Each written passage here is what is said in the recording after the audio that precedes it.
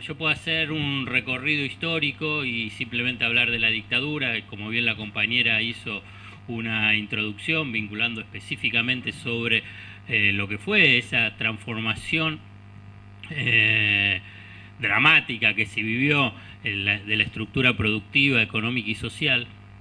Pero también uno puede hacer esa analogía y empezar a pensar, digamos, son los proyectos de país que se discuten en Argentina.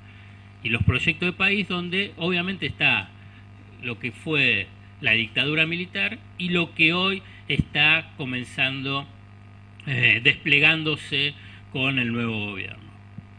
Pero cuando hacemos esa analogía, permítame decirle que hay una sustancial diferencia. Y después voy a decir todo lo que son las similitudes, lo que hablan de un proyecto de país, el proyecto de país de lo que uno puede resumir lo que es el proyecto de país de las élites, en otro momento llamado de la oligarquía, de los sectores dominantes. Pero hay una sustancial diferencia. Y esa sustancial diferencia es lo que en última instancia es el hecho más novedoso, que esa derecha, que ese proyecto de país de exclusión, de ese proyecto de país de las élites, ganaron las elecciones. Y entonces es un gobierno legítimo, y es un gobierno democrático, y es un gobierno elegido por el voto popular. Y a la vez, frente a esa, que no es una diferencia menor, es un elemento sustancial que merece ser pensado, debatido, para poder entender cómo hubo un voto popular mayoritario, si bien una diferencia, un punto, bueno, un voto popular, el voto popular, digamos, la democracia logró, y la derecha logró, ganar el poder en las urnas. Hasta esta elección, la derecha, las élites, la oligarquía, los sectores dominantes lo hacían a sangre y fuego. En toda la historia argentina, desde 1810 hasta ahora, siempre fue a sangre y fuego para imponer un proyecto de país de exclusión, un proyecto de país de una minoría, un proyecto de país dependiente. Hoy tenemos un gobierno elegido democráticamente que aspira, trabaja, despliega toda una batería específicamente del área económica, pero que tiene unos componentes culturales, políticos y sociales que representan ese proyecto de minoría, ese proyecto de los sectores dominantes, de las élites históricas en Argentina. Élites históricas en Argentina que siempre han mirado hacia el exterior, pero mirando hacia el exterior, hacia la potencia económica mundial que históricamente en ese periodo histórico eran dominantes. Por ejemplo, antes era Gran Bretaña, ahora es Estados Unidos. Entonces, ¿qué podemos empezar a encontrar esas analogías? ¿Cómo es ese proyecto de país? Porque ese proyecto de país de exclusión de las élites, en realidad, esa disputa sobre cuál era el tránsito sobre el proyecto de país es de la propia historia de la Argentina, desde el momento de la revolución y de la independencia.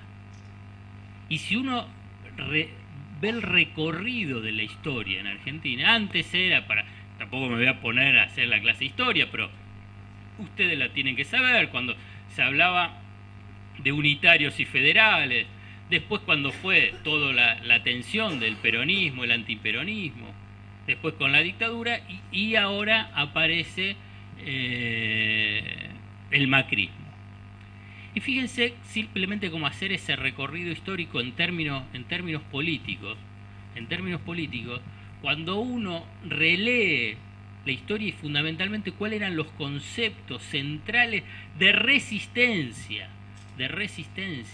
que había hacia los gobiernos populares, con todas las particularidades históricas de su momento, con esas particularidades que encerraban también autoritarismo, también encerraban en grados de violencia y también encerraba las tensiones que se vivían. Los sectores conservadores, los representantes de esas élites, cuando asumían, digamos, si ganaban su batalla, decían, primero, sacamos a una dictadura, ahora viene el orden, ahora viene la integración de Argentina al mundo, y ahora es un proyecto racional, lo anterior irracional. Y si uno ve el recorrido en esa historia, ustedes lo van a encontrar en tres figuras: a quienes se le decía dictador, a quienes se decían que era autoritario, a quienes decía que estaban alejados del mundo, y uno lo encuentra en Rosas, en Perón y en Cristina, con todas las diferencias, y vuelvo a repetirlos, con los momentos históricos, y tampoco vamos a entrar en esa discusión histórica, y que son controvertidos en cada uno de esos momentos, pero uno lo que encuentra a nivel discursivo y de construcción de sentido, sobre la interpretación del momento histórico y del momento económico, un discurso idéntico, que obviamente que en Argentina está representado por La Nación, digamos, el diario La Nación, donde uno, entonces ahí donde uno, digamos, a mí me llamó, digamos, la atención, o en todo caso es la curiosidad periodística y a la vez de tratar de interpretar los fenómenos políticos y los desarrollos históricos en Argentina, cómo las élites, para combatir a los movimientos nacionales y populares, los movimientos que tratan de que los sectores postergados puedan tener mayores derechos, mayor integración social, primero intervienen sobre la sociedad diciendo, bueno, son gobiernos dictatoriales, son dictaduras, no se puede hablar, no se, en el caso de Cristina no se podía comprar dólares, no se podía salir del país, estamos viviendo bajo una opresión, tenemos miedo de hablar, digamos, todo eso era la construcción del sentido en función a dar respuesta, en última instancia, a los intereses de esa élite. Pero para eso había que primero sacar a un gobierno nacional y popular, o un gobierno que aspiraba a no cambiar la estructura de funcionamiento del capital en Argentina, sino que en última instancia no se estaba hablando de una revolución socialista. Digamos, se hablaba de, en última instancia, de que ese sistema capitalista sea un sistema capitalista de integración de sectores marginados. Las élites en Argentina no lo aceptan, porque tienen como proyecto de país, como quedó reflejado durante la dictadura militar, como fue también la dictadura, el golpe militar del 30, y como fue ahora este proceso político que se vivió, digamos, un proyecto de país para pocos, a partir de cuál es la concepción que se tiene sobre el lugar que ocupa la Argentina en la división internacional del trabajo. O sea, cuál es el lugar que le corresponde a la Argentina. Y el lugar que le corresponde a la Argentina, según las élites en Argentina, es la de ser proveedor de materias primas hacia los países desarrollados. Digamos, proveedor de los productos del sector agrario, el sector agropecuario, minería, petróleo, ser proveedor. Por consiguiente, es una integración pasiva a esa división internacional del trabajo. Y cuando se es simplemente proveedor de las materias primas, es una relación de sometimiento, además de que genera profundas vulnerabilidades por la inestabilidad de lo que son esos precios internacionales de las materias primas. Pero ese es el lugar que le ha sido asignado a la Argentina precisamente por las potencias. En su momento Gran Bretaña y ahora Estados Unidos, en lugar de ser de proveedor de las materias primas. No, esa aspiración que han tenido siempre los movimientos políticos nacionales y populares de la industrialización. Y uno y otro proyecto de país tiene un impacto social y de distribución de la riqueza, que esa es la clave de cómo se distribuye la riqueza, fundamental. El ser proveedor de materias primas, ¿qué es lo que implica? Una gran exclusión social, no tener, digamos, una clase trabajadora activa y en expansión que pueda cuestionar las tasas de ganancias del sector empresario, y por consiguiente un nivel de sometimiento de los sectores populares. Cuando hay un proceso de industrialización, un proceso de inclusión social, un proceso de generación de empleo, hay una construcción de un colectivo social de los trabajadores que a medida que van avanzando en sus reclamos, en su conciencia, bueno, van exigiendo y poniendo en cuestionamiento las tasas de ganancias de las élites y del sector empresario. Por eso cuando reasumen el poder después de proyectos populares, a quienes atacan en forma inmediata son a los trabajadores. Fíjense que en este caso, que recién estamos en este proceso macrista de despliegue de este proyecto político que tiene objetivos económicos, lo primero que hacen es despedir. Entonces ya llevan 100.000, 110.000 despidos, lo que genera la forma de disciplinamiento de los trabajadores, del movimiento obrero, que ahí, digamos, movimiento obrero organizado, no digamos sindicalistas, digamos, el movimiento obrero organizado, para disciplinarlo y aceptar, primero, que haya menos fuerza de trabajo, por consiguiente, activa, ¿no? Entonces va a haber más desocupados, el famoso ejército reserva, que presiona hacia la baja del salario real, y por consiguiente, presionando hacia la baja del salario real, deja de cuestionar las tasas de ganancia exorbitantes que tiene el sector de capital. Hoy justo vengo también al mediodía, también de dar una entrevista, un programa Mate Amargo, que también tiene en Capital Federal un canal que va a estar ahora por internet, están viendo, bueno, toda esta cuestión del AFSCA, bueno, pero no importa. Y ahí Omar López, el conductor, me planteaba decir, bueno, durante la dictadura hubo 30.000 desaparecidos. Hoy, ¿quiénes van a ser o quiénes son los desaparecidos? Digamos, y yo digo, hay una diferencia sustancial. No va a haber violencia de desaparecer personas, de matar, de asesinar personas, pero los nuevos excluidos, los excluidos sociales y económicos, son los que quieren desaparecer que quieren hacer desaparecer de la Argentina, del funcionamiento de la Argentina. Y entonces, cuando la tasa de desocupación sea del 15 o sea del 20%, toda esa masa son los que han quedado excluidos del proyecto político de las élites.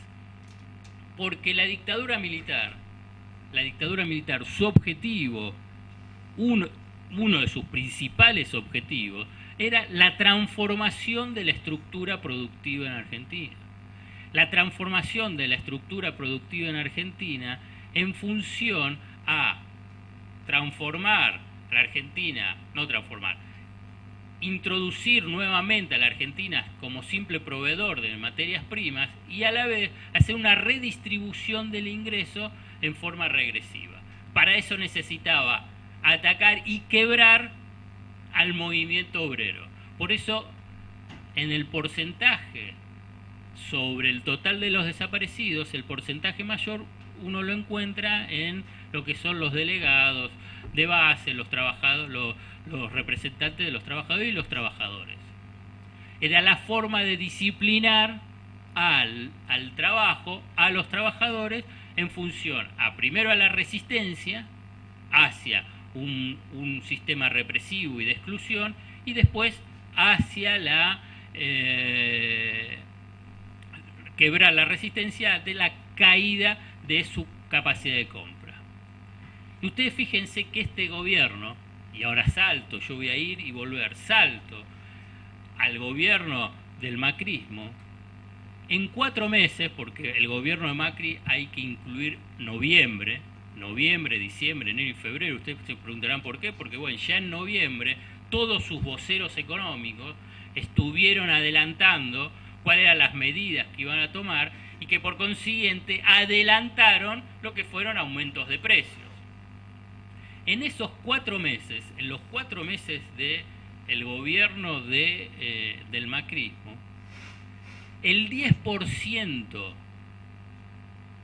de la población con menor nivel de ingreso en la pirámide de ingresos, o sea, la base poblacional a nivel de ingreso, ese 10%, que es el más vulnerable, o sea, el que tiene menos ingresos dentro del total, en esos 4 meses su poder de compra, su poder adquisitivo, bajó 1/4.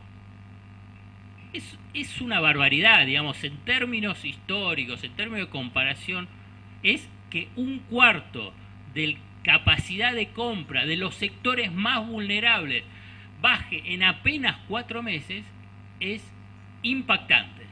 Entonces uno tiene que decir, bueno, ¿en qué momento histórico en Argentina hubo que en apenas 100 días se produzca semejante redistribución del ingreso?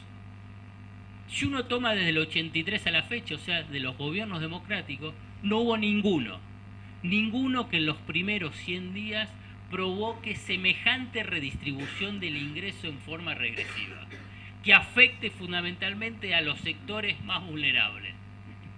¿Cuál es el antecedente más cercano? ¿Cuál es el antecedente histórico más cercano de semejante brutalidad en la redistribución regresiva de los ingresos?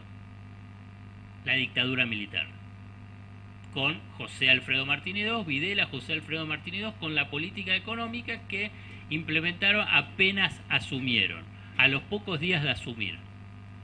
Muchos mencionan el Rodrigazo. Lo que sucede en el Rodrigazo es que hubo después aumentos salariales.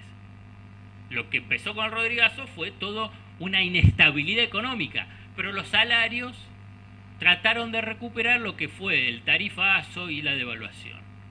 Cuando asume Martínez de Oz, las medidas que anuncia fue liberalización de los precios, aumento de las tarifas y aumento del tipo de cambio, o sea, la suba del dólar. ¿Y qué congeló? El salario. Entonces hay una caída abrupta del poder adquisitivo. Uno tiene que remontarse a ese momento histórico para encontrar lo que hoy nosotros estamos viviendo. Lo que sucede es que cuando uno lo vamos viviendo, a veces les resulta difícil tomar la perspectiva. Después lo vamos a analizar en los libros de historia, cuando pase 1 o 2 años. ¿Viste lo que fueron esos 4 meses? Y esos 4 meses, ¿cómo logra disciplinar a una sociedad para que se acepte semejante medida regresiva? Porque es notable. Digamos, hasta hace pocos meses, hasta 6 meses, 8 meses, ¿qué es lo que se decía? Los derechos conseguidos no se van a poder entregar. Ya el pueblo o los sectores populares están empoderados. Y la verdad que la capacidad de disciplinamiento que tiene la derecha, y la derecha más brutal, es muy fuerte. Es muy fuerte. Que obviamente hay cómplices para ese disciplinamiento, que se ve más que claro con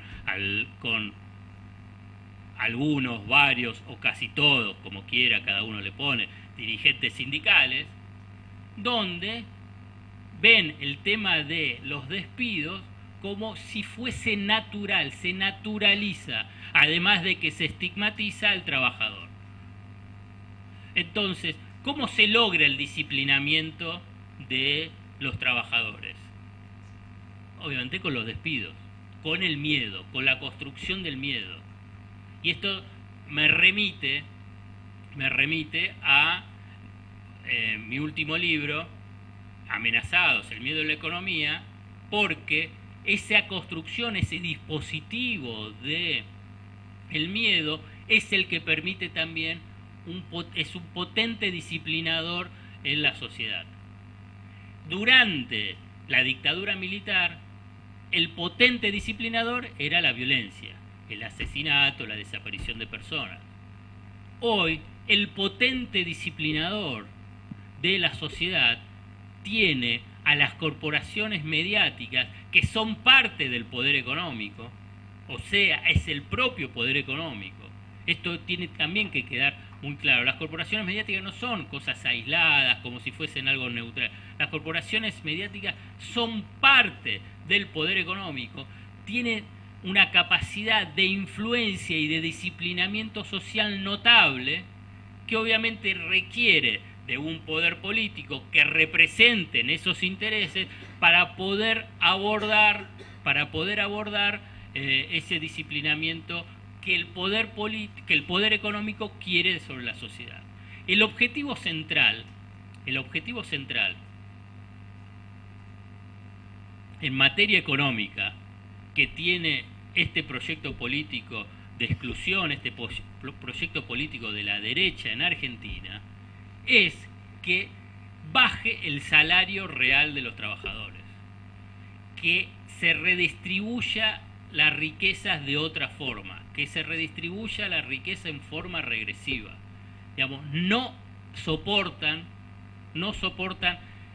el complejo, contradictorio proceso de redistribución de ingresos progresivo que existió los últimos 12 años durante el kirchnerismo.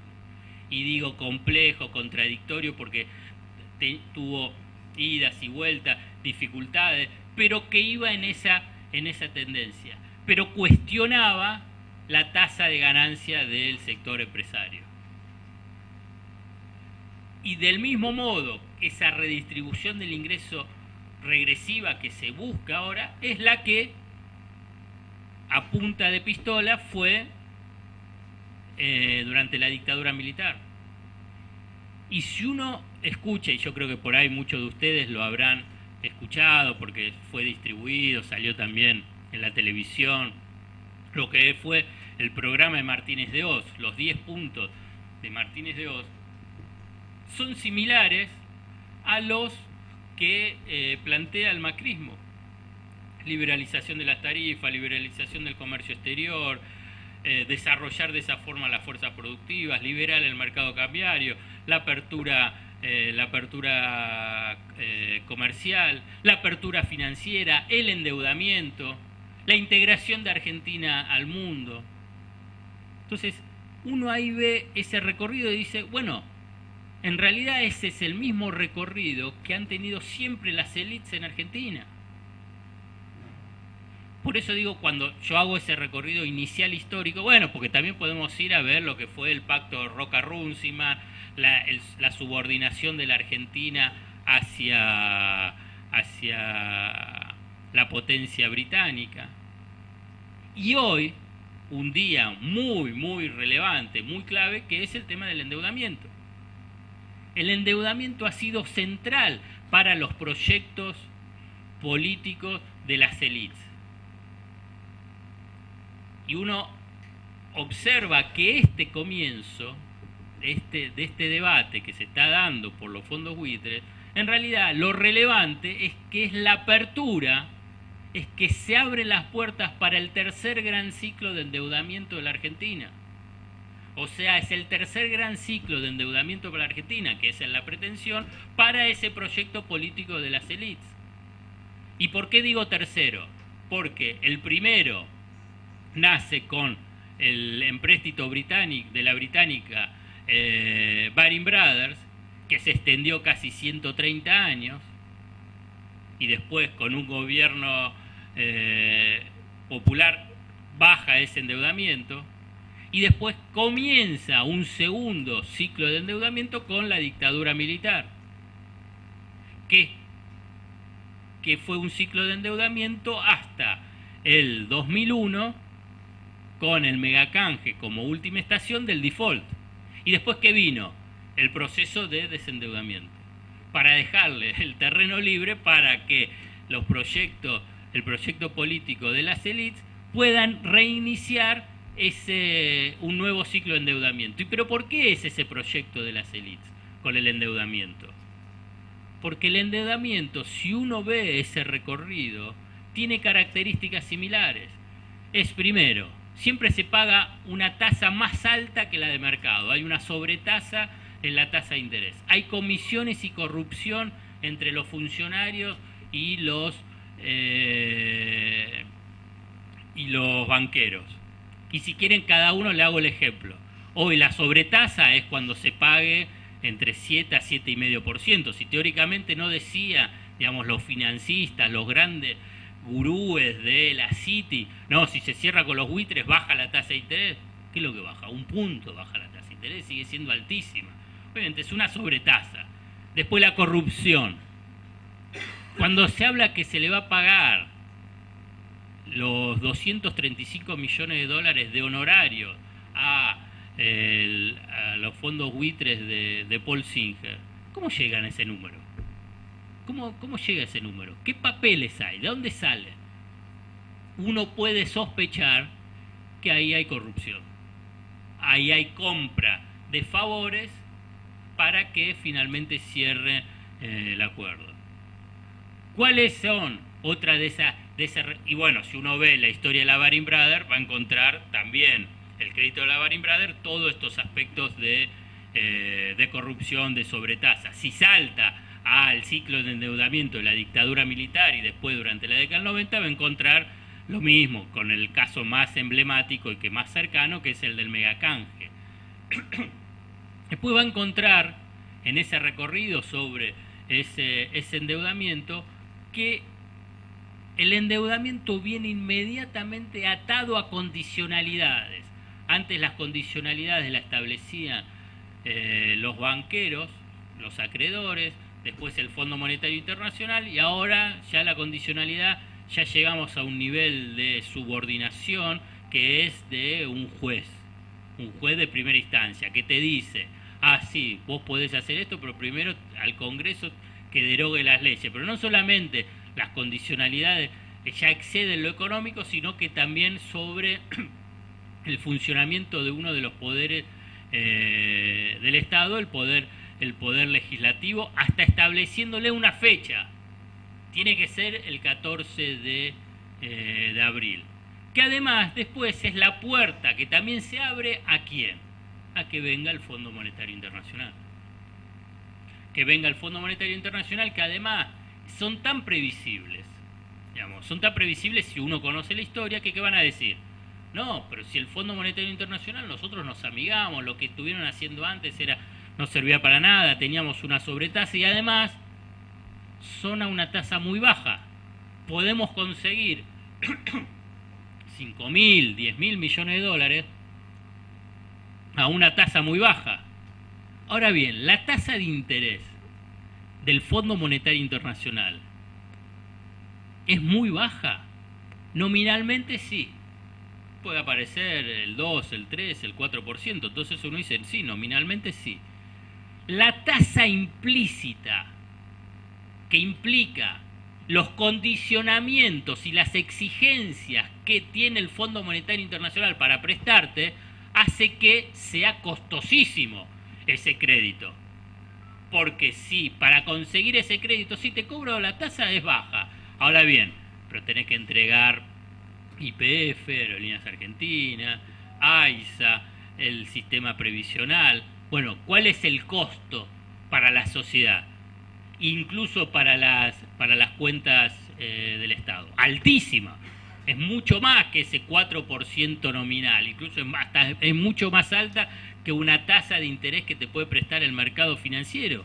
Por eso es lo que se llama la tasa implícita, el costo implícito de un acuerdo con el Fondo Monetario Internacional. El endeudamiento, en última instancia, el endeudamiento es una herramienta fundamental que tiene el proyecto político de las derechas, de las élites, para reestructurar el funcionamiento de la economía y en la reestructuración de ese funcionamiento de la economía para una redistribución del ingreso regresivo, resulta fundamental ese endeudamiento para alimentar la especulación financiera, pues adquiriendo en ese segundo proceso, en ese segundo ciclo de endeudamiento, la fuga de capitales. Y aquí es donde aparece, a mi entender, digamos, esa gran debilidad que tiene el proyecto político de las élites,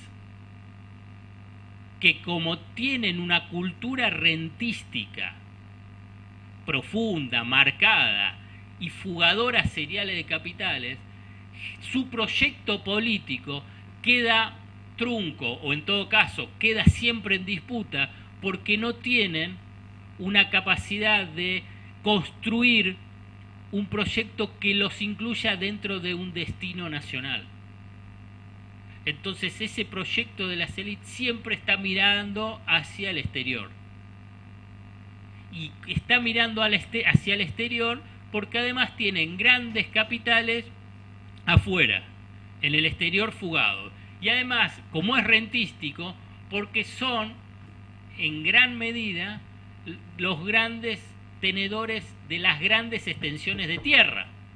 Y las grandes extensiones de tierra de la zona núcleo de la Argentina les genera una renta extraordinaria.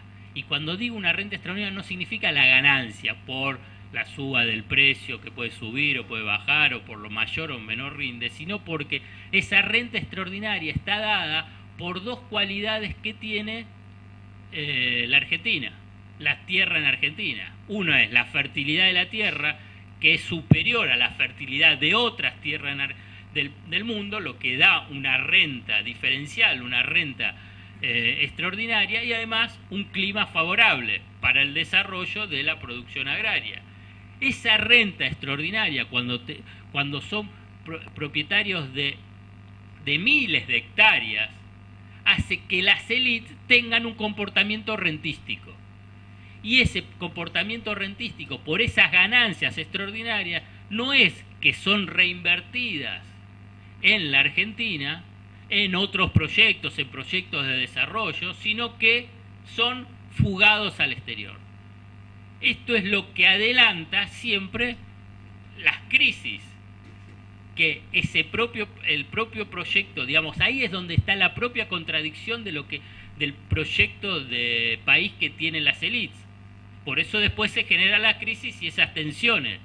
Es un proyecto de país que no tiene la claridad, ese proyecto de exclusión que no tiene la claridad de poder superar las propias contradicciones de los comportamientos que tienen, que es la de rentística y fugadora de cereales de capital. Entonces eso genera tensiones tales en la economía que producen el estallido o la crisis.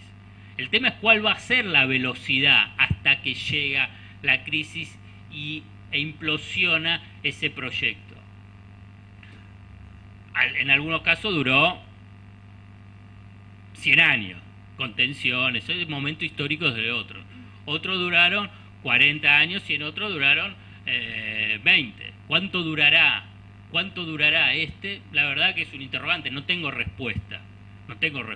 Pero cuando un país dependiente, un país que se endeuda, un país que depende de la evolución de los precios internacionales de las materias primas, un país que por consiguiente depende también cómo va a ser la evolución de la tasa de interés, tiene una élite que fuga en forma permanente capitales, lo que hace es que lo hace aún más vulnerable de lo vulnerable que es un país dependiente, un país que se dedica a la producción primaria.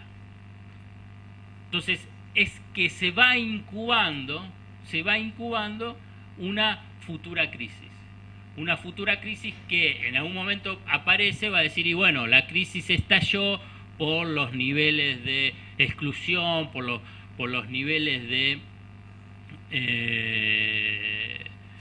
desempleo, que ese en última instancia va a ser el detonante, pero en realidad la fueron incubando por ese proyecto de país que es inconsistente si a la vez hay una fuga de capitales permanente.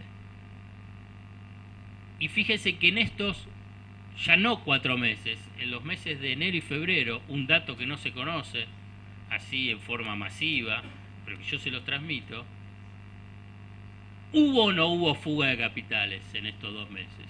Hubo una sustancial fuga de capitales. Hubo 3.500 millones de dólares de fuga de capitales durante estos 2 meses. Fuga de capitales estoy diciendo de compra de dólares. Vieron que se liberó, que ahora todos nosotros podemos comprar hasta 2 millones de dólares mensuales. Bueno, lo que pasa es que por ahí no somos todos nosotros y por ahí es una minoría. Bueno, hubo, digamos, esa lógica, digo, de fuga de capitales. No es, digo, fuga de capitales porque las multinacionales giraron utilidades al exterior o por pago de servicios, digamos, la caída de reserva. No, no. La compra de dólares, lo que se denomina para comprar dólares para ahorro. Solamente, bueno, el que tiene 2 millones de dólares por mes tiene una capacidad de ahorro importante. Digamos, bueno, entonces 3.500 millones de dólares en 2 meses. Fíjense qué 2 meses. Los 2 meses de luna de miel de gobierno de las élites de la derecha con la sociedad. Los 2 meses de apoyo del mundo empresario, del mundo financiero, del mundo mediático, de las corporaciones mediáticas, o sea, del poder.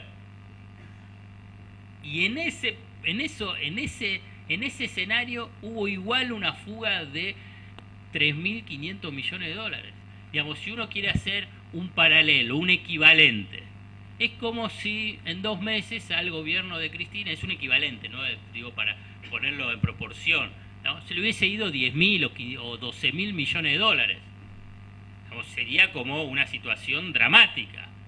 Hoy no se vive, primero porque no se informa, digamos, está claro, digamos, siempre pongo el mismo ejemplo, hasta el 10 de diciembre, los noticieros de cada media hora de la televisión o de la radio, cuando terminaban de decir cuántos muertos hubo en qué asesinato, cuántas violaciones, todo el desastre que había, y esa sensación de agobio, después te decían, bueno, ¿cómo viene el estado del tránsito? ¿Cómo viene el estado del clima? Y la cotización del dólar blue. Hoy desapareció, ese capítulo desapareció, ya está, no importa más. Bueno, esto es lo que habla también, lo que yo le mencionaba antes, cómo se van construyendo el sentido, cómo se va construyendo el sentido de los fenómenos económicos, políticos y sociales. Bueno, entonces, hoy no aparece que todos los días van bajando las reservas. Hoy no aparece, antes era como parte de una situación que íbamos directamente al caos. Esta apertura para el del endeudamiento creciente, esta desesperación del gobierno de Macri para cerrar una forma vergonzosa, que después cuando se estudie la historia, los acuerdos que se hicieron con los fondos buitres van a ser tipo esos estudios cuando decían, bueno, los que quieran obviamente estudiar, digamos, el escándalo de la Baring Brothers con Rivadavia, después cuando fueron el endeudamiento de la dictadura militar, los autopréstamos de las empresas y que después fueron estatizados, y después el megacanje, esos niveles de escándalos en términos históricos, decía, bueno, ¿cómo pudo haber hecho eso? Bueno, hoy nosotros estamos siendo contemporáneos, estamos viviéndolo, es lo que se ha firmado con Singer y otros 14 acuerdos de los fondos buitres. Quienes lo han leído este domingo, página 12, digamos, yo tuve la posibilidad, y lo pueden leer porque está digamos, yo leyendo el acuerdo con lo de Paul Singer, yo no podía creer, digamos, cómo, digamos, un gobierno, digamos, pueda firmar eso. Obviamente que cuando uno dice, bueno, ¿qué gobierno es? Obviamente esa caracterización que antes yo les mencioné, pero a la vez, ¿quiénes son los que firman? Y decimos, ¿cuál es el origen de los que firman? En realidad, cuando decimos, bueno, es el gobierno de la JP Morgan. Pues entonces cuando uno ve quiénes son los integrantes, Alfonso Prat-Gay estuvo en la JP Morgan, Caputo estuvo en la JP Morgan, un director del Banco Central de Reidel estuvo en la JP Morgan, ahora el que va a ser presidente de YPF, Miguel Ángel Gutiérrez, estuvo en la JP Morgan, el subsecretario de Finanzas estuvo en la JP Morgan. Bueno, entonces decís, bueno, claro, por eso firman. Tiene lógica. Entonces ahí uno le encuentra la lógica por qué firma, en realidad. Porque bueno, si es como lo mismo, digamos, están de un lado o del otro, bueno, soy el representante, ¿cómo no lo voy a firmar? Bueno, eso cuando uno lo ve, digamos, en perspectiva histórica, digo, digamos, ¿qué es lo que se va a escribir sobre esto? Digamos, es de una escandaloso, vergonzoso, indignante, todos los calificativos que ustedes le puedan poner. Bueno, son los mismos calificativos cuando se analiza, bueno, cómo fue la deuda tomada por la dictadura militar, cómo fue la deuda estatizada del poder económico. Ustedes saben que mucha de la deuda que finalmente después fue reconocida por el gobierno de Alfonsín y además por el Congreso, ¿no? Por todo lo que era... No había ningún certificado. No había certificado. Lo anotaron. ¿Quién lo anotó? Los bancos. Los bancos. No, me debes 1.000. ¿Dónde están los 1.000? Me debes 1.000. Pum, me anotaba y me debía 1.000. Notable eso. El Banco Central lo convalidó. Hoy es lo mismo que con el tema de estos 235 millones de dólares que se va a pagar de honorario. ¿Dónde aparece? No hay ninguna documentación. Y además ponen que hay un descuento del 40%. ¿Descuento del 40% sobre qué? ¿Sobre qué? ¿A dónde salen esos 400 millones de dólares que Paul Singer dice que gastó en honorarios? Digamos, cualquiera de nosotros vamos a comprar cualquier cosa. Che, bueno, traeme a ver una liquidación, un comprobante, algo, ¿por qué te tengo que pagar? Esto va, firman. Digamos, es vergonzoso, es una entrega, pero fenomenal. Digamos, hay que encontrar precisamente lo que yo les mencionaba, en la historia. Ahora bien, después aparecen todo, digamos, parte de esa construcción de sentido, que hay que ir y negociar con los buitres o entregar a los buitres, porque así va a haber vamos a poder reingresar al mundo. ¿A qué mundo? Al mundo de la finanza. Y además, ¿a qué mundo de la finanza? Porque esto es otra de digamos, parte de lo que yo llamo la construcción de los relatos ficcionales. Digamos, lo que te dicen es que como yo le decía, como esa construcción del miedo, con esa influencia que tienen el poder y las corporaciones mediáticas, es que con eso vas a tener la posibilidad de endeudarte. Y es increíble porque hasta hace 4 o 5 meses se festejaba el desendeudamiento. Hoy se festeja salir a colocar deuda. Es notable. Entonces la pregunta es, bueno, ¿va a haber ingreso de dólares sobre este endeudamiento? No entra $1. Ahora va a haber una emisión de 12.000 millones de dólares. Ni entra a la Argentina. Al menos pasarla, tocarla y que se la llevan. Ni eso. Digamos, no pasa por el Banco Central. Va directamente en Nueva York a otra cuenta de Nueva York. Ahora bien, la cuenta queda acá. Y no solo esos 12.000, sino los 3.000 millones de dólares para pagarle a los acreedores que quedaron bloqueados. Y después va a haber como unos 7.000 millones de dólares solamente para refinanciar los pagos de intereses y de capital. Fíjense que hay unos 22.000 millones de dólares, no entra $1. No entró $1. Entonces dice, bueno, van a poder las provincias salir a colocar deuda y de esa forma se van a financiar. ¿Financiar qué? Nos tenemos que preguntar. ¿Financiar qué? La verdad que el endeudamiento en dólares tiene que ser para obras de infraestructura o proyectos productivos que después generen las divisas, o sea, los dólares, para poder pagar la deuda, ¿no? Porque si no, no van a aceptar pesos los que te prestan dólares. Entonces, si vos pedís dólares, tenés que invertir en algo para que te genere más dólares o los dólares necesarios para después pagar en dólares. Porque si no, no vas a poder pagarlos en dólares. Pero entonces, ¿qué es lo que le dicen a las provincias? Dicen, no, que se endeudarte en dólares porque así vos vas a poder financiar tus desequilibrios fiscales. Entonces, si no, tendrías un ajuste todavía más grande, que es la amenaza de Alfonso J.P. Morgan Gay. Entonces, vos decís, me endeudo en dólares para gastos corrientes, o sea, para gastos en pesos. Y cuando vos gastás en pesos, después tenés que pagar en dólares. ¿Qué es lo que adelanta eso? ¿Qué es lo que uno puede prever? Y una insolvencia futura. Porque si primero no generas los dólares, te endeudás en dólares, tiene que al menos esos dólares estar destinados a una actividad que te genere dólares, no para gastarlos en pesos. Bueno, este esquema, uno dice, bueno, entonces ¿por qué lo hace?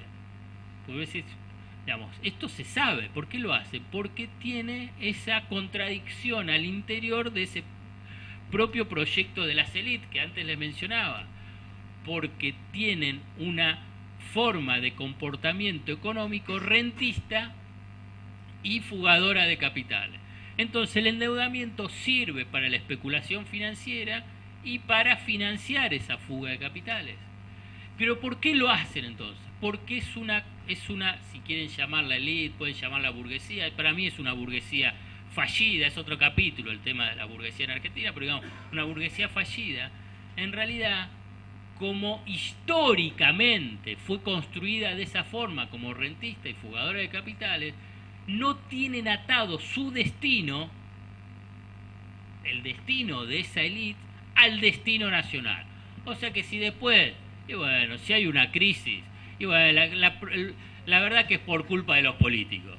Y bueno, y será por culpa de, bueno, que algo pasó a nivel internacional, y será por culpa del sindicalismo, y será por culpa, pero no por el propio comportamiento de esas élites. Pero ¿y por qué? Y bueno, porque está bien, vendrá la crisis, después vendrá el ciclo y nosotros seguiremos teniendo las rentas extraordinarias en el campo y tendremos nuestros capitales en el exterior, que las últimas estimaciones hablan de 400.000 millones de dólares entre activos físicos y activos líquidos, o sea, dólares, acciones, títulos públicos. Y entre paréntesis, cuando hablamos de fuga de capitales, fíjense cómo la capacidad que tiene de influencia sobre la sociedad, el adormecimiento sobre la sociedad, cómo se naturaliza en la sociedad algunas cosas que serían un escándalo de proporciones. Hoy tenemos de ministro de Economía, al ministro de Hacienda y Finanza, a quien está denunciado como el facilitador de la fuga de capitales de unos 100 millones de dólares de Amalita Lacroze Fortabat. Y esto no es que es un invento, no, hay pruebas documentales, pero tienen la capacidad de naturalizar y adormecer sobre estos comportamientos, que pasa como si nada y tiene la legitimidad política y social de un sector de la sociedad. Bueno, no sé si es mayoritario, ¿no? Pero un sector de la sociedad.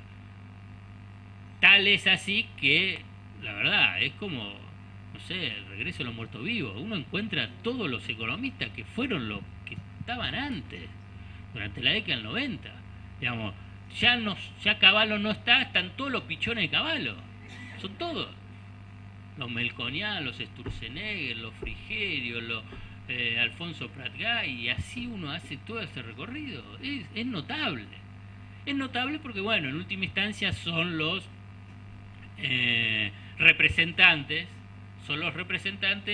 de ese poder económico que intervienen en la sociedad, estos mercaderes de la información económica, qué sé yo, la verdad economista es una categoría que la verdad los excede, que son una pieza fundamental en esa construcción del miedo, porque permanentemente han estado amenazando a la sociedad, tratando de domesticarla, tratando de que en última instancia esa sociedad, los sectores vulnerables, los trabajadores, los jubilados, el pequeño productor, el comerciante, el industrial, atrapado por las alertas permanentes de estos mercaderes, alertas permanentes que van construyendo esa sociedad del miedo, esa economía del miedo, donde esa angustia dice, bueno, por favor que venga alguien a sacarnos las angustias, que como yo les mencionaba, siempre mencionaba el dólar, el blue, caen las reservas, bueno, que vengan, ellos me lo van a resolver, van a liberar el cepo, y entonces ahí ya vamos a ser todos felices. Entonces, estos son una pieza fundamental en esa construcción del miedo. ¿Pero para qué? Simplemente por una perversidad, por una situación por un comportamiento perverso, dice, bueno, vamos a atemorizar a la sociedad, o en todo caso, es para lograr que a través de esas alertas, de esas amenazas, como la que ya llegó al colmo, que Macri dijo, si no se aprueba ese ajuste de hiperinflación, eso es una amenaza directa hacia la sociedad. ¿Para qué? Para que la sociedad diga, bueno, no, dale, aprueben. Entonces, ¿qué significa bueno, aprueben? En términos globales, en términos generales, conceptuales, es para que los sectores vulnerables, atrapados por el miedo, que padecen las amenazas del poder económico, atrapados por el miedo y por consiguiente a los que se los captura en una situación de angustia sobre el porvenir, terminen legitimando política y socialmente medidas que vayan en contra de sus propios intereses. Esa es la clave.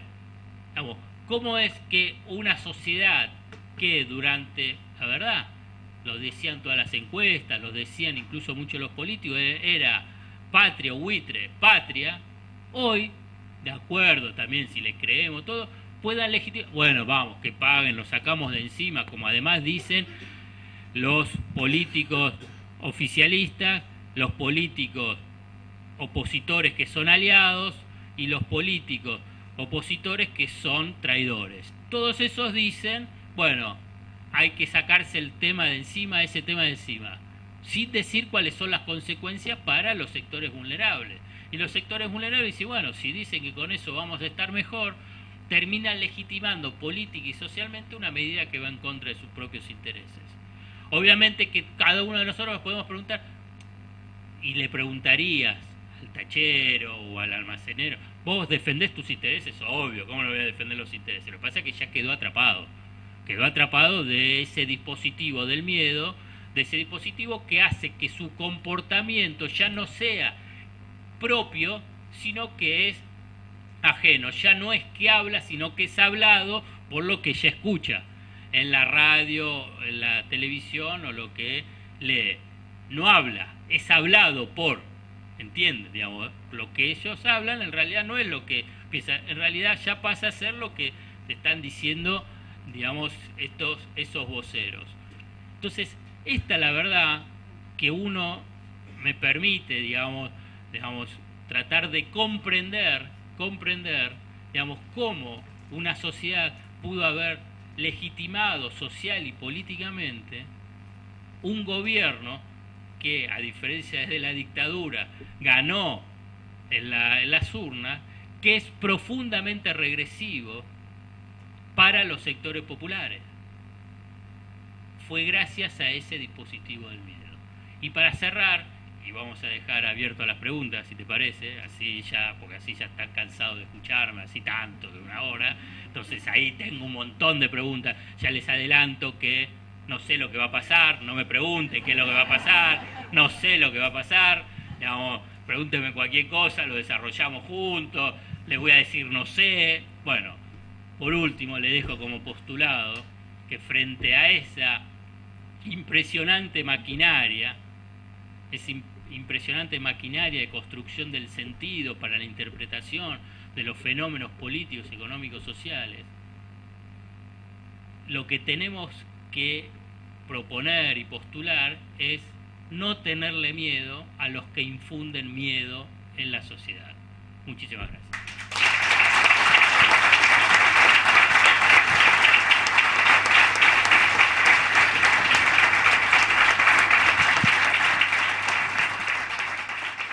La fuga de capitales, para también que quede claro, digamos, está bien la pregunta para precisarla, la verdad que cuando yo hablo de fuga de capitales son los que compran dólares en cantidad. Dólares en cantidad, estoy hablando de miles de dólares, millones de dólares.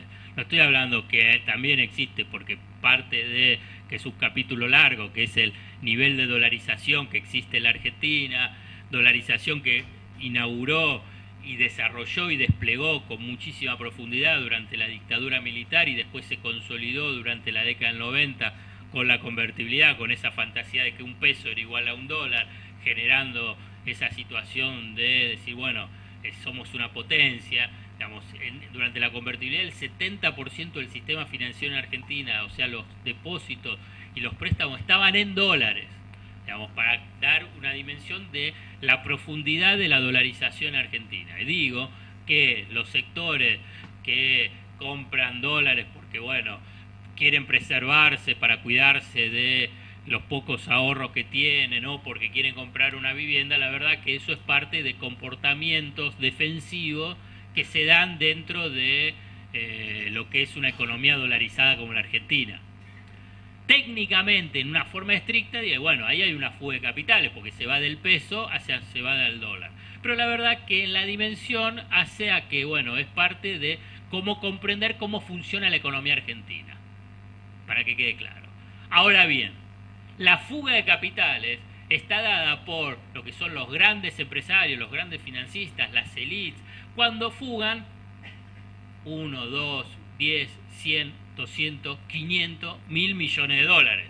Entonces vos ahí tenés una salida en dimensión impresionante de ahorro interno y se va de fuga de capitales. Compran propiedades, compran activos en otros países, dólares, depósitos, en títulos públicos, acciones, digamos. Entonces ese capital que si estuviese en la Argentina tenía una capacidad de funcionamiento, de generar movimiento en la economía, crecimiento en la economía. Esa es la fuga de capitales que es profundamente perturbadora de la estabilidad económica y la estabilidad financiera. Pero ¿cómo es el esquema que siempre ustedes van a poder detectarlo? Que cuando se habla, decir, bueno, compran dólares, todos los argentinos compran dólares.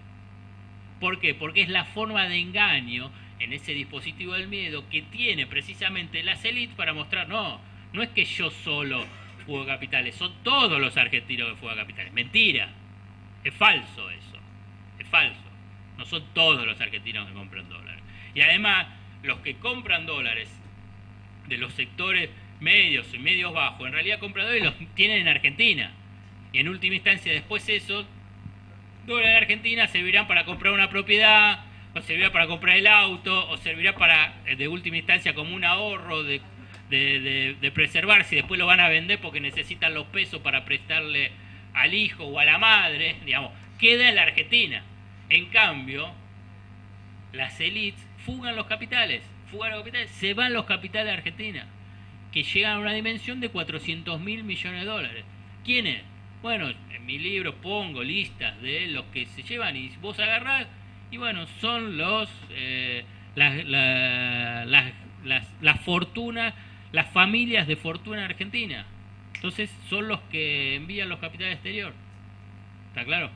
Estados Unidos fracasó con el ALCA a partir de la resistencia que hubo con Lula, Chávez y Néstor, y regresa con los tratados de libre comercio, con la Alianza del Pacífico, que es México, Colombia, Perú y Chile, y que la quiere ampliar a los acuerdos transpacíficos. ¿Esto qué es lo que significa? La apertura de la economía.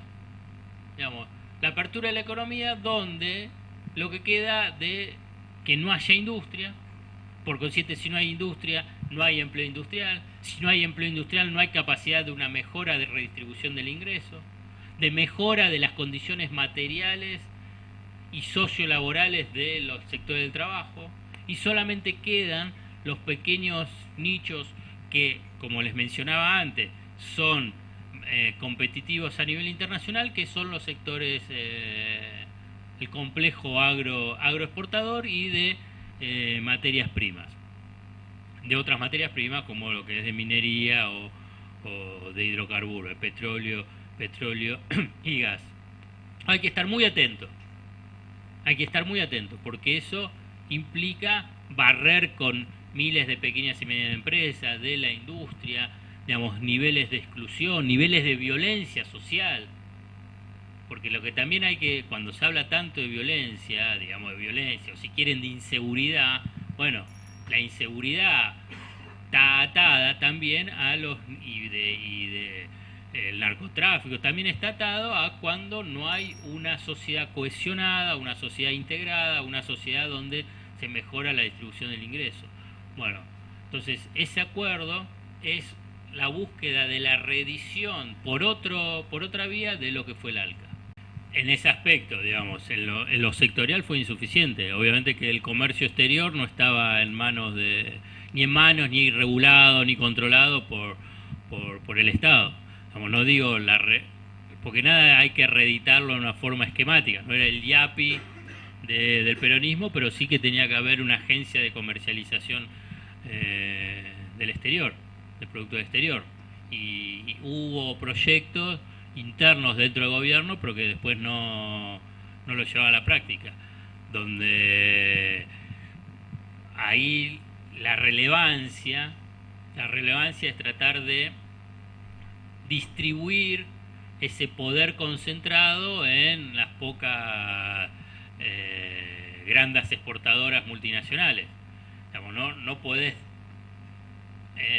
desplazarla, pero sí disminuirle su capacidad de intervención en la economía argentina. Y en estos últimos 4 años de Cristina, y ahora también, tienen una capacidad de extorsión sobre los gobiernos extraordinarios. ¿Pero por qué? Porque son los dueños de los dólares. Entonces, vos podés decir, bueno, pongo retenciones, pongo un mayor control y regulación sobre el mercado de cambio, pero vos también tenés que poner o intervenir sobre quiénes se apropian de los dólares. Se apropian bien porque lo venden, pero el tema es quiénes son, porque son los que han especulado y han intervenido con más intensidad en el mercado de cambio. ¿Pero para qué? Para lograr la mega devaluación, reteniendo la liquidación de cosechas, que sería, no, el pequeño productor no te retiene, digamos, no tiene las espaldas financieras. Entonces son el complejo agroexportador con los grandes propietarios de tierra, que, bueno, son los dueños de los dólares. Por eso hoy también lo han presionado y ya le han ganado una corrida al gobierno. Le han ganado la corrida al gobierno cuando el dólar saltó hasta 16. Ahora bajó porque le pusieron una tasa altísima, pero ya liquidaron a un dólar entre 15.80 y 16. Entonces, como ya liquidaron, fíjate que ahora bajaron la liquidación de dólares, entonces liquidaron esos dólares, tienen los pesos, y ¿a dónde van? A la tasa de interés. O sea que es la especulación financiera. Especularán financieramente con esa tasa de interés en pesos, volverán después al dólar y presionarán para que el dólar suba más. Y ahí volverán a vender y después subirán entrar, digamos, en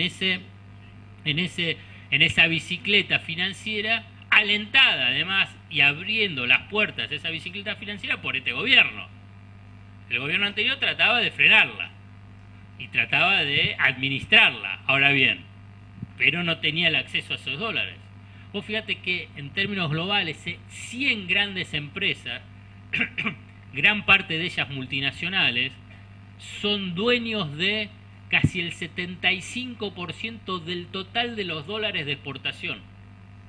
O sea, los dólares que entran por el canal comercial solamente lo manejan 100. Y apenas 12, que son las 12 grandes exportadoras de cereales del complejo agroexportador, tienen entre el 30 al 35% del total de los dólares.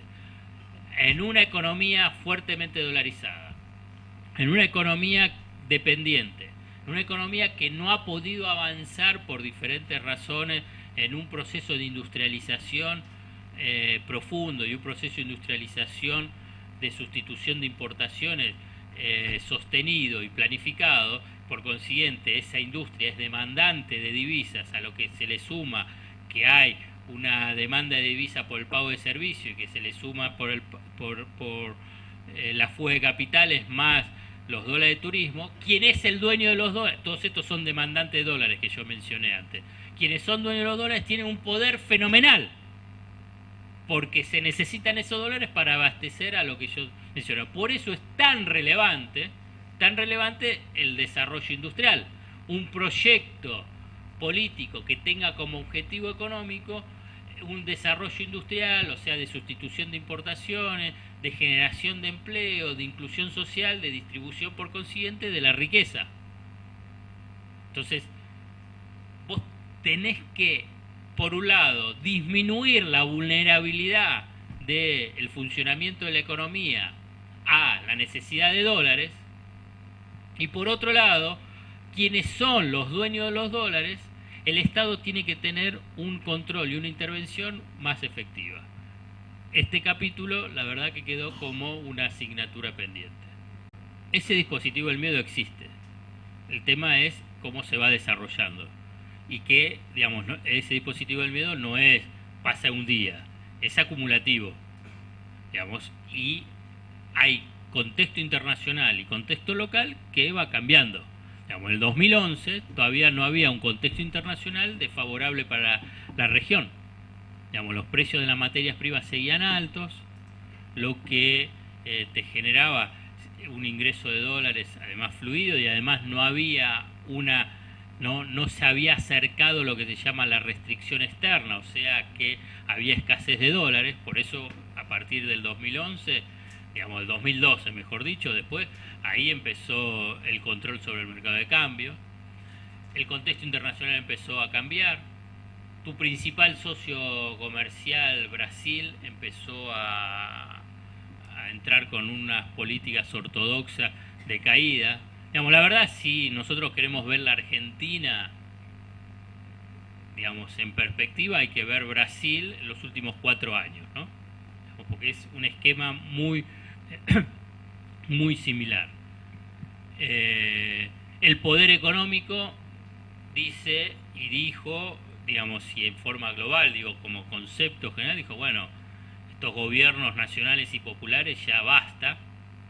Y esto no es solamente porque fueron a nivel local, sino porque también ha habido una decisión de Estados Unidos, la potencia hegemónica regional, y que no fue simplemente porque había discursos anti-norteamericanos de Chávez o discursos, como dice ahora Obama, que Cristina tenía un discurso anti-norteamericano, anti-estadounidense, sino que ahí hay un factor geopolítico que no debe ser minimizado, que es la emergencia de una nueva potencia económica mundial, que es China, y es una potencia económica mundial que no tiene las aspiraciones de dominación cultural y política como la de Estados Unidos. Sí tiene su aspiración de expansión económica, y ha tenido justamente en estos últimos 4 años una intervención muy activa en el financiamiento en América Latina.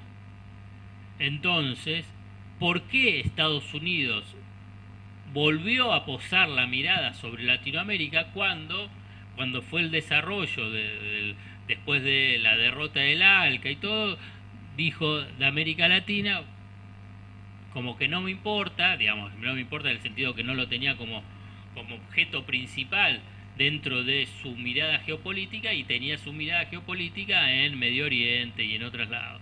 Bueno, esa mirada geopolítica de Estados Unidos empezó a virar de nuevo sobre Latinoamérica, además de todos otros factores y de presión interna, porque quiere empezar a tener un contrapeso sobre la mayor injerencia económica y financiera que está teniendo la otra potencia, una potencia emergente como de China. ¿O por qué pensás que el gobierno de Macri empezó, y ahora está tratando de acomodarse, la resistencia a el desarrollo de las centrales hidroeléctricas Kirchner-Zepernik? Porque tiene el financiamiento de China. ¿Por qué pensás que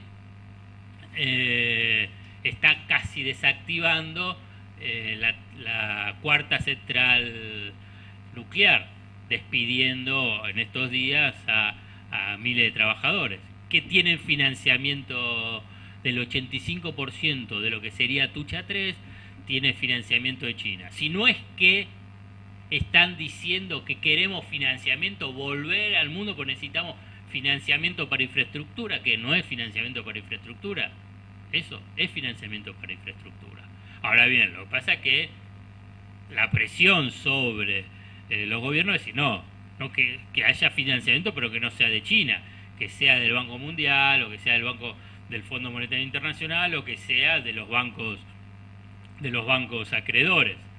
Pues entonces ahí es un factor que no es menor para empezar a entender qué es lo que pasa en Latinoamérica, qué es lo que pasa en Brasil, qué es lo que pasa en Argentina, qué es lo que pasa en Bolivia, qué es lo que pasa en Ecuador, obviamente qué es lo que pasa en Venezuela. Cada uno de los países tiene sus particularidades, tiene sus cuestiones políticas, económicas específicas, pero claramente hay una estrategia de cambio, de buscar, de forzar y de impulsar un cambio de ciclo político, social y económico, y de realineamiento geopolítico de los países latinoamericanos.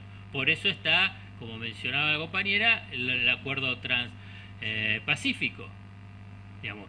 O sea que no es un elemento menor, digamos. Y Macri representa precisamente esos intereses. Entonces uno dice, bueno, ¿por qué perdió? Digamos. Y la verdad que a mí me sirve más como análisis interpretativo, tratar de entender más, no solamente, bueno, si puso Aníbal, no lo puso Aníbal, si estuvo Randazzo, si era Scioli, no era Scioli, porque eso es parte de los juegos de la política que la verdad a mí me exceden, y en muchos casos yo creo que nos superan sobre cómo se manejan eso, sino que yo trato siempre de entender, digamos, quién es el que está enfrente, digamos, cuál es el poder y cuáles son la capacidad que tienen y el poder que tienen de influencia, de intervención sobre la realidad política y la realidad económica, y la capacidad de influencia sobre la sociedad. Digamos, ¿existiría esa pregunta de por qué perdimos si la diferencia fue por un punto, si hubiese habido 500.000 votos más? No hubiese existido esa pregunta. La verdad, uno dice, entonces uno puede hacer la revisión de por qué perdimos por esos 500.000 votos, o en todo caso resulta más enriquecedor para mí como aprendizaje para una futura experiencia política, es tratar de entender mejor las razones y cómo se comportan en realidad cuáles son tus adversarios, para ponerlo digamos. Entonces, para poder entenderlo mejor y ver qué tipo de alianzas sociales, políticas, económicas tenés que construir para tratar de neutralizar o minimizar los ataques que tenés del otro lado. Entonces, me parece que a mí eso me sirve como capacidad de autocrítica sobre qué es lo que pasó. La verdad no sobre las diferencias de un voto más, un voto menos, porque fue muy parejo. Y la verdad que lo que yo puedo ver de lo que ha pasado en estos últimos 4 años, porque vos decís, bueno, pero ¿por qué sacó 54%? Porque la verdad, porque era otra realidad externa, era otra realidad interna y era una realidad externa a nivel de lo que es la economía, también diferente, pero también una realidad geopolítica diferente. Entonces uno tiene que, para mí, tratar de entenderlo de esa forma. Tratar de entender que no es lo mismo el 2003, el 2007, 2011 ni el 2015. Entonces el tema es cómo vos vas construyendo esas alianzas que te permitan precisamente enfrentarte mejor a quienes quieren y han logrado reeditar un proyecto político de exclusión. No sé si te contesté lo que vos querías, pero es la forma que tengo para abordar esa. Lo otro es caer en eso que te decía, si era bueno o mal candidato, si era bueno o mal, digamos, si a mí no me sirve. A ver, yo te voy a decir dos medidas claras, que la verdad que fueron para mí de capricho político, capricho vinculado con las relaciones de fuerzas internas y de las alianzas internas, que para mí eran injustas, pero que pensado en términos electorales y políticos la tenían que haber tomado, era la reforma del impuesto a la ganancia. Bueno, y las retenciones a las economías regionales, ¿no? ¿Entendés? O incluso hasta bajar 5 puntos a la retención al trigo, qué sé yo. Pero la verdad que son medidas de coyuntura, que tienen que ver con relaciones de poder, relaciones de alianza. Yo creo que era injusto, la verdad. Yo, digamos, si se hubiese tomado la medida, yo pensaría que sería injusta esa medida. Pero bueno, pero ahora bien, eso es en términos económicos, en términos de distribución del ingreso, en términos de equidad tributaria y equidad económica. Ahora bien, pensándolo en estrategia de poder, bueno, tenía que tomar. Pero es una estrategia de poder, es otra cosa. No es lo específico sobre. Porque la verdad, digamos, que la Argentina se haya convertido en una bandera lo del impuesto a la ganancia es parte de también esta cuestión extraña que tienen tanto los medios como la aristocracia obrera, digamos, representada en el sindicalismo, ¿verdad? Es apenas el 10% de la población de los trabajadores que pagan y el impuesto a la ganancia. Esto no implica, bueno, lo tenían que haber hecho, lo hicieron mal, eran toda una sucesión de parches, ¿eh? Ahora bien, eso es la causa de la derrota, qué sé yo, digamos. Por ahí te hubiese servido y ganabas esos 500.000 votos, 600.000 votos y ahora estaríamos hablando de otra cosa, del ajuste de Scioli. Que no sería igual. Bueno, ahora eso fue una ironía, que no sería igual. Lo que estoy seguro es que no sería igual, digamos, porque lo retomo para que quede más claro, No, porque hace a lo que son los proyectos de país. No, pero hace a lo que es el proyecto de país. No, porque yo ya lo escribí, digamos, en la discusión era yo con gradualismo. Y cuando se habla de gradualismo, la verdad que porque también se piensa en cuáles son los costos sobre la sociedad. Una cosa es que te aumenten las tarifas un 700%, otra cosa es que aumente un 100%. Bueno, hay diferencia. Son diferencias sustanciales sobre la distribución del ingreso, sobre el bienestar general, ¿entendés? Entonces, y además hace que, ¿cuáles son los proyectos de país? Los proyectos de país, la verdad que no eran iguales, no son iguales. Esto es un proyecto, digamos, resulta difícil, porque vuelvo a decir, nosotros somos contemporáneos, ganaron las elecciones, como tiene hace 8 años que está en la ciudad de Buenos Aires, y es de los globitos amarillos y somos la revolución de la alegría, tiene esa situación de inofensivo. Y la verdad que esto es un proyecto de país representado por Macri, que es de exclusión de las élites de una minoría. una minoría que desprecia al pueblo, ponerlo así, digamos, lo desprecia. Tiene representantes que son clasistas, pero clasistas en el sentido inverso cuando se habla de clasismo. Cuando vos tenés un ministro de Hacienda que habla de como lo de Santiago del Estero, o cuando escribe, cuando fue a Tucumán y escribió en el libro de recepción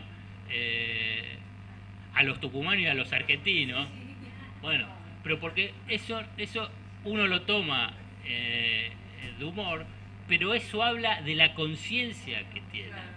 ¿Entendés? Eso es lo relevante. ¿Qué es lo que piensa? ¿Qué es lo que piensa? Entonces, digamos, estaríamos hablando de otra cosa. No estaríamos hablando de lo que significa este profundo regresión que es este proyecto político. Este proyecto político es un peligro para los sectores populares. Es una agresión permanente para los sectores populares. El otro no hubiese sido esto. No hubiese sido. Hubiese tenido otras contradicciones, pero no este proyecto político que es la representación clara de las élites. Es una ceocracia. Tenés un equipo de lo que son los CEOs, los gerentes generales de multinacionales, que como son parte del poder, no aparece ninguna denuncia, no aparece nada del profundos conflictos de intereses. Tienen al ex de LAN vaciando aerolíneas a favor de LAN. Tienen al que era número uno de Shell iniciando el comienzo del vaciamiento de YPF a favor de la petrolera. Y así puedes hacer todo el recorrido. Tenés a los del JP Morgan haciendo los negocios para el sistema financiero y sumergiendo a la Argentina en ese nuevo ciclo de endeudamiento. La verdad que no hubiese sido igual.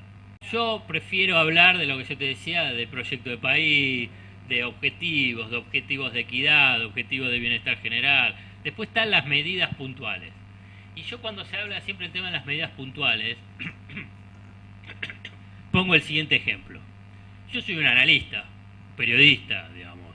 Entonces, yo digo, soy un equivalente a la persona que está en la playa, muy cómodo en la reposera, mirando así y viendo en el medio del mar, tengo buena vista, porque estoy con los anteojos, ahora me los olvidé, y veo que ahí está un mar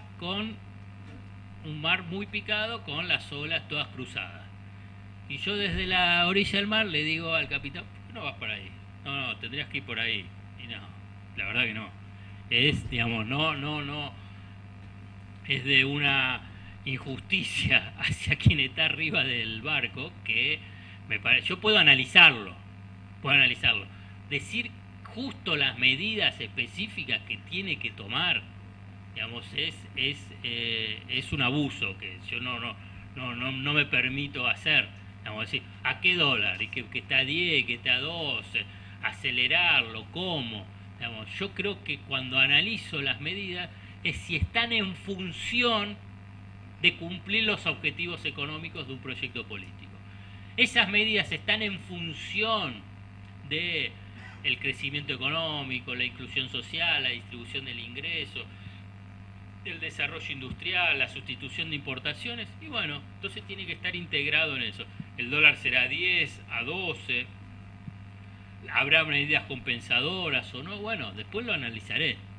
Ahora bien, cuando yo veo cuáles son las medidas que toma este gobierno, está claro que sus objetivos económicos no son los que yo te planteé, que son los que yo propongo, postulo, comparto y apoyo. Entonces me parece que es eso lo que tenemos que buscar, no caer en ese tecnicismo que la verdad que nos excede, digamos. ¿Qué podemos decir? Digamos, que al dólar a cuánto esté.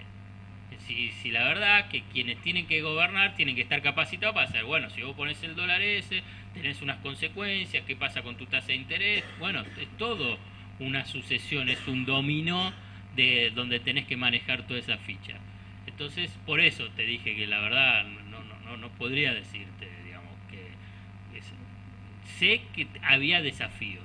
Y en la economía siempre tenés desafíos. Lo que yo digo, en la economía siempre tenés tensiones. Yo trato de eludir la palabra problema. A veces caigo en esa trampa, pero yo digo de tensiones. ¿Pero por qué? Porque la economía, salgo de las definiciones clásicas que se enseña en la universidad o se menciona de una forma generalizada a veces en la sociedad, la economía, y digo una definición sui generis, digamos, que fui construyendo a partir de estudiar y entender los fenómenos económicos, la economía es un espacio de disputa de poder. Y es un espacio de disputa de poder de cómo se distribuye la riqueza. Y es un espacio de disputa de poder de cómo se distribuye la riqueza donde intervienen diferentes sujetos sociales que tienen intereses contrapuestos, o sea, enfrentados. O sea, para forma de sencilla, el capital y el trabajo, el trabajador y el empresario, de una forma esquemática, que obviamente dentro del mundo del trabajo hay diferentes categorías, es heterogéneo, en el mundo del capital también es heterogéneo, y tienen intereses contrapuestos. Y esos intereses contrapuestos generan tensiones. A veces las tensiones son mayores y a veces las tensiones son menores. Pero siempre la economía va a tener tensiones. Ahora bien, ¿y eso? ¿Cuál es el paso siguiente para entender los gobiernos o las políticas económicas? Y aquí viene para mí la clave para abordar los fenómenos económicos, la interpretación de los fenómenos económicos. En ese espacio de disputa de poder, de cómo se distribuye la riqueza, donde intervienen diferentes sujetos sociales y económicos con intereses contrapuestos, la clave es saber observar cuáles son las políticas económicas sobre esas tensiones, si favorecen al bienestar general o favorecen a una minoría. Y esa es la clave. Digamos, ese es mi secreto de cómo abordar los diferentes fenómenos económicos y situaciones económicas. Para mí, ese es mi secreto. Les confieso mi secreto de cómo, y no, porque es así, digamos. Entonces, cuando me dicen, bueno, el dólar tenía que estar, qué sé yo, la verdad, si el dólar es a 12 en función a trabajar sobre esos objetivos del bienestar general, y bueno, será 12, se verá cómo se va compensando con otras medidas, si se avanza sobre mayor cobertura previsional. Bueno, hay un montón de cosas, ¿me entendés? Que son lo operativo. La clave para poder caracterizar a un gobierno, caracterizar una política económica, es cómo interviene sobre esas tensiones que siempre van a estar. En la economía siempre va a haber tensiones. Es falso lo que dice la ortodoxia, los neoliberales, los conservadores. Bueno, podemos conseguir el paraíso, el equilibrio, la bonanza general. Es falso. Es falso, buscan engañarte para que vos estés tranquilo, naturalices que toman medidas solamente a favor de unos pocos y bueno, ya te va a llegar tu bonanza. Bueno, el tema es detectar precisamente cuál es la estrategia económica, la política económica en función del bienestar general.